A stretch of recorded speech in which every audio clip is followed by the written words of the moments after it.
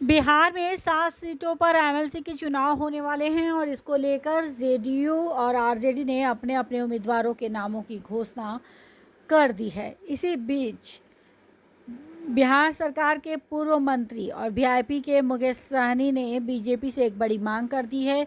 उन्होंने कहा कि 2020 के चुनाव के वक्त बीजेपी ने जो वादा किया था अब उसे पूरा करने का वक्त आ गया है और उन्हें एमएलसी की चुनाव की उम्मीदवारी मिलनी चाहिए। इसी पर बीजेपी के विधायक ने क्या कुछ जवाब दिया, आइए आपको सुनाते हैं।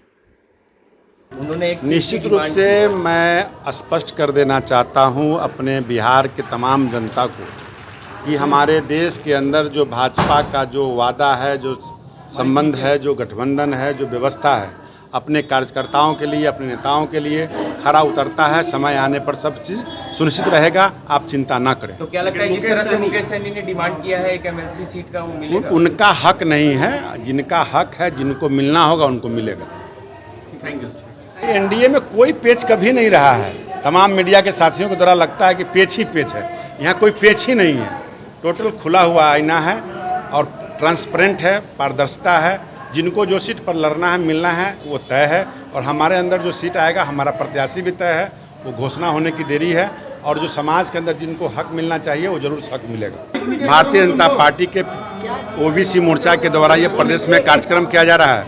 इस कार्यक्रम में आदरणीय प्रधानमंत्री जी का जो 8 साल का बेमिसाल कार्यक्रम चल रहा है, उस कार्यक्रम के तहत अपनी गरीब जनताओं को, माता एवं बहनों को बताना है कि आदरणीय मोदी जी ने क्या क्या चीज़ 8 साल में किया है।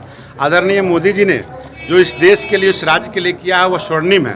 क्योंकि गरीबों की बात हमेशा विगत के सरकारों ने किया, लेकिन गरीबी को दूर नहीं किया। लेकिन आदरणीय मोदी जी जब से आए हैं, सत्तासीन हुए हैं, गद्दी संभाले हैं, एक अच्छे चौकीदार, एक अच्छे सेवक के रूप में काम कर रहे हैं। उस काम को अपने गरीब जनता, भाइयों बहनों के बीच में पहुंचाने का काम किया है। निश्चित रूप से पूर्ववर्ती सरकार के पूर्व स्वर्गीय राजीव गांधी जी जब प्रधानमंत्री हुआ करते थे तो कहते थे कि मैं 100 रुपया जब भेजता हूं तो 15 रुपया ही हमारे जनता को मिलता है। लेकिन वही देश के अंदर जब प्रधानमंत्री आता, जिसका नाम नरेंद्र मोदी है, आदरणीय नरेंद्र मोदी जी ने 100 का 100 रुपया भेजने का काम किया डीबीटी के माध्यम से और भ्रष्टाचार को दूर करने का काम किया है। और इस 8 साल के अंदर किसी सांसद, किसी मंत्री को भ्रष्टाचार में लिप्त होते हुए आपने नहीं देखा है। लेकिन यूपीए की जब सरकार थी, मौनी बाबा की जब सरकार थी, तो सरकार में घोटाला ही घोटाला हुआ। गरीबों का हक, अधिकार और उसके रोजी रोटी, रोजगार को छीनने वाले लोग पैदा हुए और तमाम लोग ऐसे मंत्री जेल जाने का भी काम किए हैं।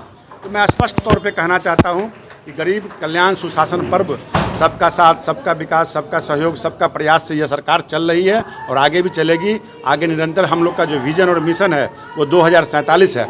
75वां अमृत महोत्सव हम सब लोग मना रहे हैं और इस अमृत महोत्सव के तहत आदरणीय नित्यानंद राय जी के नेतृत्व में, प्रदेश अध्यक्ष जी के नेतृत्व में दुलौर के मैदान में हम लोगों ने बहुत बड़े ऐतिहासिक कार्यक्रम 77,900 झंडा फ्लैग, अपना राष्ट्रीय झंडा फहराने का काम किया, जो गिनीज बुक में नाम दर्ज हुआ और पाकिस्तान ने पहले वह गिनीज बुक को रिकॉर्ड बनाया था, जिसको हम लोग तोड़ने का काम किए। उसी तरह विश्व गुरु हमारा भारत कैसे बने, इस पर हम सब लोग काम कर रहे हैं और 2047 हमारा लक्ष्य है, यानी शताब्दी वर्ष भी हम मनाने के लिए तैयार हैं। हमारा लक्ष्य ये नहीं है कि हम MP बन गए, MLA बन गए, मंत्री बन गए।